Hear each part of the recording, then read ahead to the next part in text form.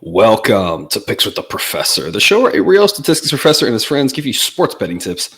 I'm your host, Professor Shaz, and in this episode of Major League Baseball Picks on the prices that make for good bets using the mathematical model I've built known as Sideline for games scheduled to be played on Tuesday, August 8th, 2023. In case you're new here, check out the webpage on the banner. It's www.pickswiththeprofessor.com/new for some explanations and community rules. Remember, if you're interested in projections of picks on every single game, sign up on Dub Club. That link's in the show description. You will get a ton of information. More information you know what to do with if that's what you're looking for. If you're looking for just the best recommended plays, I got that for you in a nice little pretty graphic as well. So you got the whole spectrum of ways to get good information, whether you want a lot or a little. And of course, you get access to the Discord chat where we're talking about other bets, other picks, boosts, other sports, whatever. All sorts of fun stuff happening over there. We just have a good time and a lot of laughs too. Again, that link's in the show description. If you're interested in just the A-plus play today, that link's in the show description as well. That's over on Black Book Sports. So you got two different ways that you can get some good stuff happening there. Check out all those links. Remember that sports are unpredictable, so the discussion on this show projects a typical game, does not try to forecast it to a T, as that'd be foolish. And the possible goal, there are no right sides or wrong sides, rather prices where any side should be played, whether using my model or just assessing what you think the price should be. This is the sort of thinking that is key to growing your bankroll over time instead of draining it. There are ups and downs, but it balances out in the long run. It's just hard to foresee before it happens. In other words, please understand that good and bad variance will occur. So the long-run profitability has been proven, winning every single day is an impossible reality for any gambler. Jake, yesterday was a fantastic day for us overall. I guess I'm going to take the blame for putting like the only losers basically on this show because I picked the games. And that's why I like y'all to pick the games, because then I can blame y'all. And I obviously blame facetiously, but I can facetiously blame y'all instead of like blaming myself. I don't usually do this, but I have to comment that we had the Dodgers in A grade. That was a winner. We had the Twins in A grade. That was a winner. We had the Blue Jays as the A-plus play of the day. That was a winner. We had the Giants as an A grade, and that was a winner. We had the over in the Mets game. That was a winner. We had the under in the Jays game. That was a winner. On the free TikTok play of the day or Instagram, both of those are that links in the description as well. The first five under in San Francisco, that was the winner. The only non-winner we didn't have on the show was in Cincinnati. Took the over 10.5 there and lost that one. So of the picks not on this show, went like, I don't know, whatever that was, 7-1 or something ridiculous. And then on show picks, we went 1-2 because the games I picked just were some of the losers. But overall, it was a fantastic day. But we always talk about that. That's what's going to happen when you only have 3 games, is you're sometimes going to go, it's sometimes going to work the other way. Sometimes you're going to go 3-0 on these and then like 0-7 on the rest, right? And then sometimes it kind of works like this. Starting out August, the calendar flipped and things have just been rolling for us. The A grades doing like the A grade should after like a couple week funk after the All-Star break. It's good to be out of that funk and back rolling. I feel like watching the bankroll just skyrocket here this last 8 days. It's been a lot of fun personally. I don't know about you. Yeah, I've loved it. It is, I can make plans for trips. Or stuff like that because all the extra money I got. I love it. Yeah. It's been a great start to August for us. I just have to comment. The Mets won yesterday. They won a game and they'll win some more. I don't know. That's all I have to say about that. Before we get to today's slate, some reminders. Please hit that like button if you're on YouTube. If you aren't yet, please consider subscribing or following. It's free if you turn on notifications. You won't miss any of the MLB, college basketball, college football, or coming this fall NFL content that this channel provides. Again, the way I scale picks is the risk plus the win adds to a certain amount. That kind of limits our exposure, both on big favorites and big dogs. You can see how that plays out exactly in the Google Sheet that's got season results, team metrics, pitcher ratings, all sorts of goodies. Again, a bunch of links in the show description if you just want to play around with those things while you're bored at work.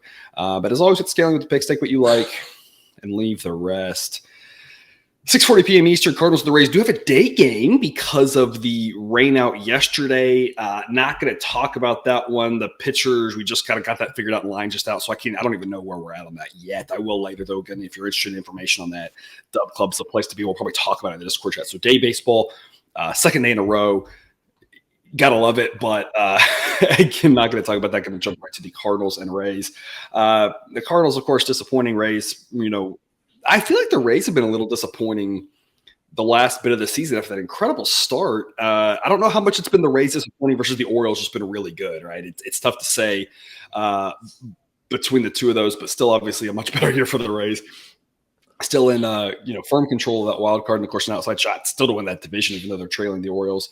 Zach Eflin versus Miles Mikolas, pretty big mismatch here between these starting pitchers. Mikolas very average, Eflin well above average. Eflin maybe even better than that 3.46 ERA. Mikolas maybe a little bit worse than that 4.29 ERA. Even in the ERAs, you look at a much difference, but when you look at the underlying metrics, that difference grows. Tampa's relievers very average, better than the Cardinals. Offensively, this Cardinals offense isn't bad. I don't know that some of the big guys just haven't hit well this year. It hasn't been consistent. I'm not really sure exactly what's going on with that offense. I think it's still a good offense. It's just definitely not a great one. This Rays offense, we talked about it all season, just been really good. Again, I think their disappointing results the last couple of months have been because the offense hasn't been quite as strong, but I still think it's a very good offense. Tampa at home, I'm all over the Rays. I love this pick. I don't mind the juice on it, minus 170. It's an A-grade pick. Model says they win 67% of the time. The price should be minus 200. Anything minus 172 or better gets an A grade, so it just ekes into that right now. Minus 187 or better would be a B grade. Jake, what are your thoughts on this one? Yeah, look, I love backing Eflin. It seems that he just does, like, he's not a superstar pitcher, but he's just good enough that really puts this Rays team in a good chance to win, with a good chance to win. And their offense is good enough that most of the time they come through for him. I mean, he's had a couple rough outings here recently, but I think that was to be expected because he's, like I said, he's not a great pitcher. He's a good pitcher, but so he'll have a rough outing now and then. The Cardinals offense has the names to really take advantage of him, but they just haven't had it this year. I mean, sometimes it's just not your year. And I mean, even with Tyler O'Neill coming back, they're still not as deadly as people kind of thought they were coming into the year. And I just don't see them really getting the better of the Rays on the road. Yeah, Eflin's been a guy we've talked a lot about this season. We've backed a lot. He's been really good to us. Jake, the total in this game is 8.5. The model projects 8.7, so it leans to the over ever so slightly. Both these offenses rate relatively well. I don't know about you, though. I just feel like I don't have a lot of confidence in either offense. The Cardinals offense we've seen disappear. The Rays offense, again, I still think it's good. It just hasn't been as good as that incredible start. I feel like I'd be more likely to play the under if I could get a 9 personally, but I'm staying away at 8.5. I don't know what your thoughts are on this total of 8.5, if you have a direction you would lean at all.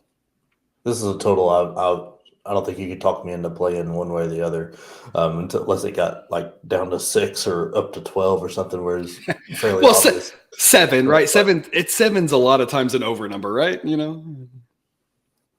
Yeah. So it'd have to be something like that where it just I don't know. Like I said, the offenses are too up and down. I mean, the Rays offense, if they're not hitting home runs, doesn't seem to put up a big number. And I don't know what's going on with Cardinals, so I just stay away from this.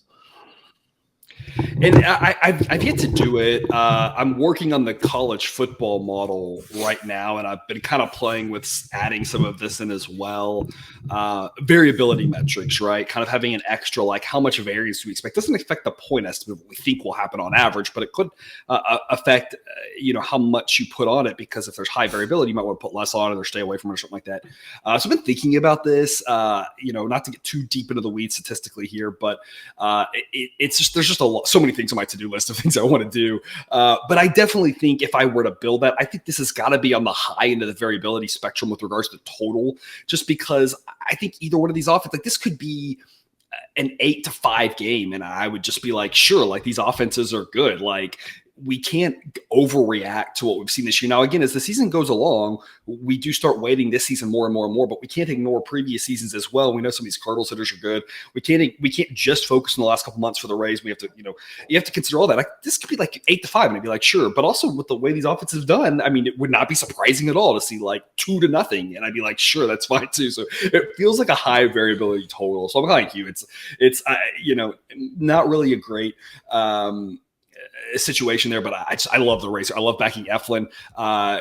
He had an injury 2 starts ago, got a 6 innings last start, and that will actually lead us right to the pitcher prop of the day at Zach Eflin over 17.5 outs. Tiny bit of juice on this one, but not as much as I expected. Here was that start that we had against Miami where he pitched terribly probably because of the injury that he suffered or that was bothering that game.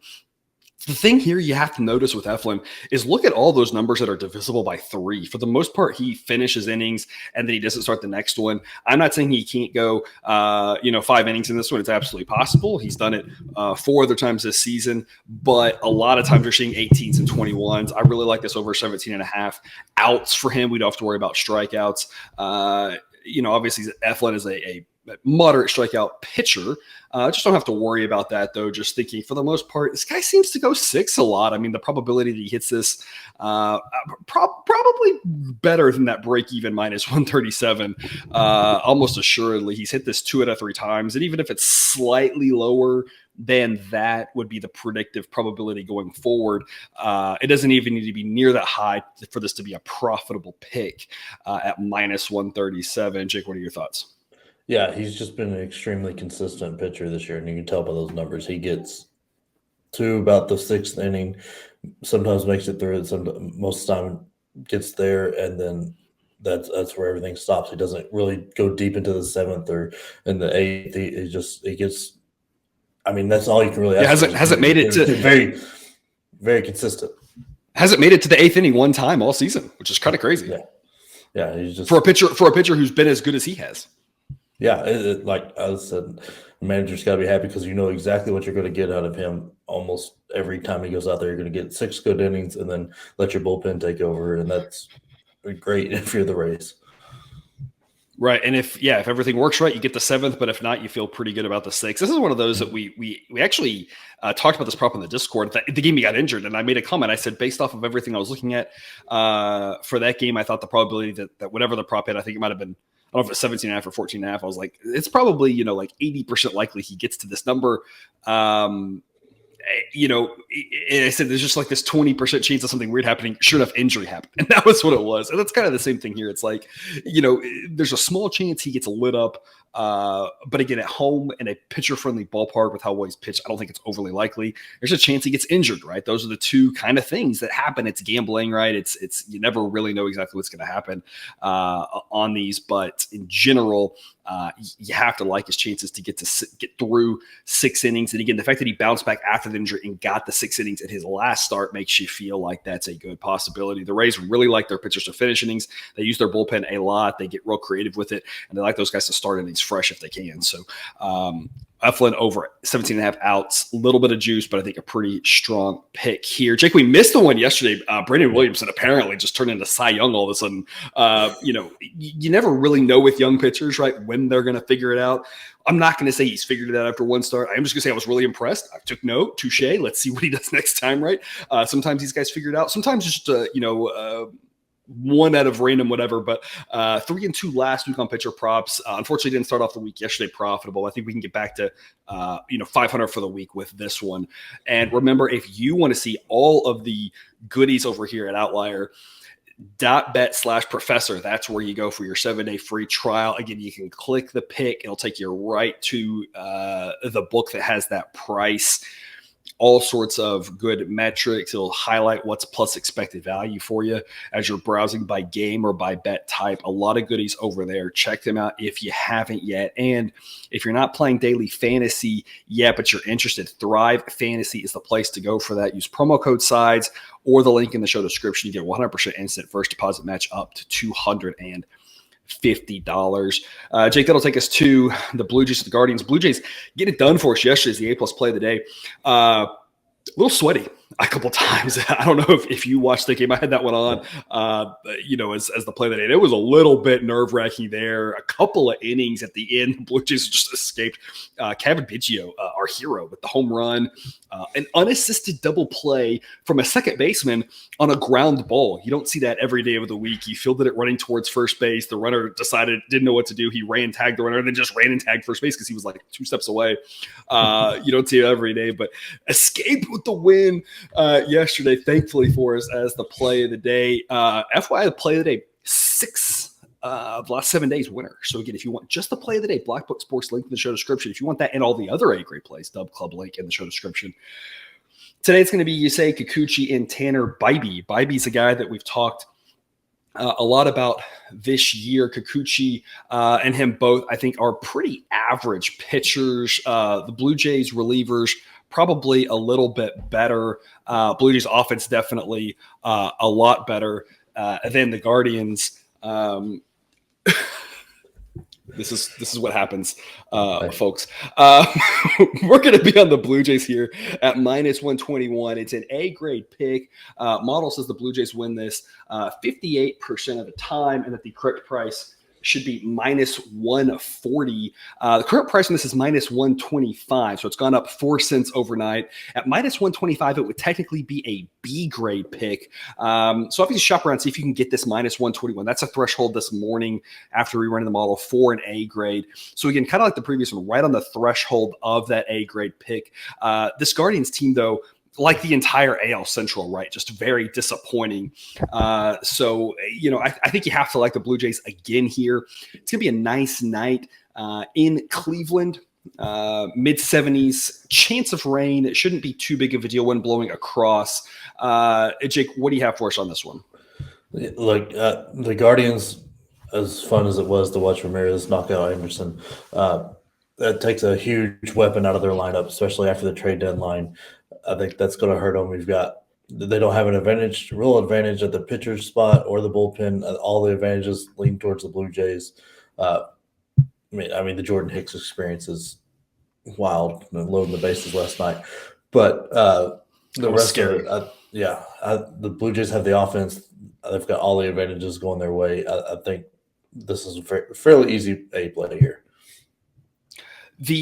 I think Ramirez will still be in the lineup tomorrow. He's appealed the suspension, though you never know when that's going to come down. I feel like that's a roulette game of they appeal, they can play, but then if news comes out at 2 p.m. today that they say here's what's happening, like it's happening, right? And so you just never know. It's one of those like kind of hold your breath on the Guardians, right? When is that going to happen? Because he's going to be out for at least a couple of games, right? I think it was a 3-game suspension, if I'm correct. Yeah.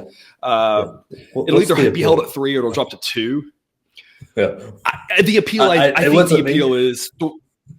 Yeah, it wasn't me. I think the appeal is 3 is too much. It should only be 2. I think that's the hope there. But either way, the Guardians against a lefty are just terrible. We saw it last night.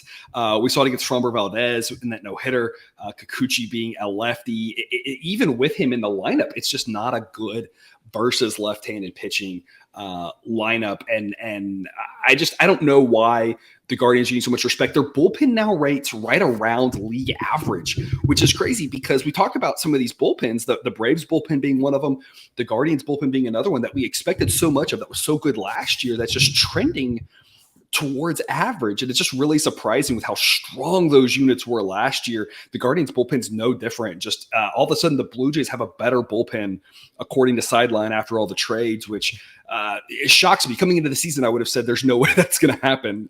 But sure enough here, slight advantage to the bullpen on slight advantage to the Jays in the bullpen, massive advantage on bats. Blue Jays -121 the pick. Total in this game is 8. Model says 8.2. Personally, I think 8's a pretty good number. If you had to pick, would you go over or under on this game? Or would you go team total? First 5, would you do anything? Yeah, no, I'd probably go over it. I think the Blue Jays offense is enough here to push us over the 8. So you'd like the offense here. I think the fear is obviously, are the Guardians going to do anything, right? But the fear with the under is how much are the Blue Jays going to score, right? Yeah. I mean, I said the pitchers are very average. I think the Cardinals will score some. I just don't see them scored enough to win the game. This is where I'm going to have to like edit something out of the show because this is the joys of having a little one around. At some point, I would ask too if she wants to say anything on show, but I'm guessing that she would just look at me and shake her head. That'll take us to 9:40 p.m. Eastern, the late game. Dodgers at the Diamondbacks. You get the Dodgers as an A-grade winner yesterday in the afternoon. Was a nice win for us. Julio Urias versus Brandon Pfaadt. I have no idea how to say that name. It's I love the PF together and I love the AA. Like this is an incredible name.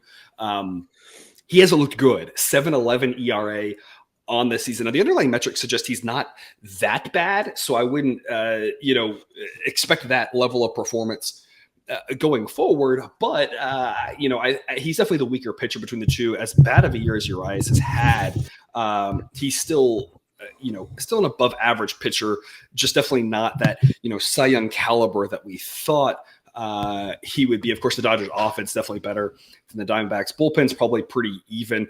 The Dodgers are obviously favoring this game. The only question is by how much. We're going to be on the Dodgers yet again. I like being on the Dodgers. They're a really good team. For the most part last year, I don't think we were on them very much many times. And I just loved any chance we could get to back them. And I kind of feel a little bit the same this year, especially after that slow start. Minus 153 is what we locked in here last night. It's about the same price this morning. Just gets into a B grade at minus 156 or better, minus 144 better.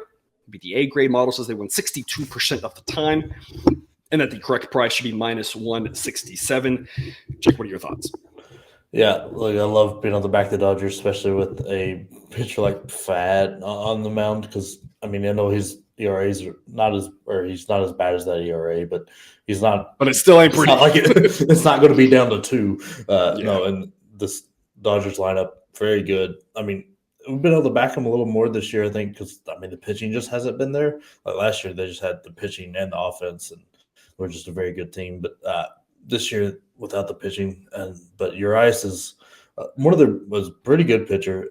The Diamondbacks seem to be just struggling right now. They just kind of lost all their steam, and I think the Dodgers are really going to take advantage of them. It's very tough to get through that lineup unscathed, and Pfaadt is going to have a very, very hard time tonight.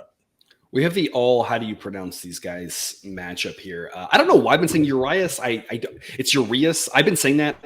I feel like someone else said it, but I just looked it up. It's Urias. I have no idea why. I feel like in my head, like now I'm really confused. Like, was there another pitcher that I'm getting crisscrossed with? And it's fought, just like the word, like what Jose Ramirez did the other day, and what Tim Anderson didn't do. Total in this game is 9. Model projects 9.5. There's a little juice on the over, and I think that's what's holding me off for now.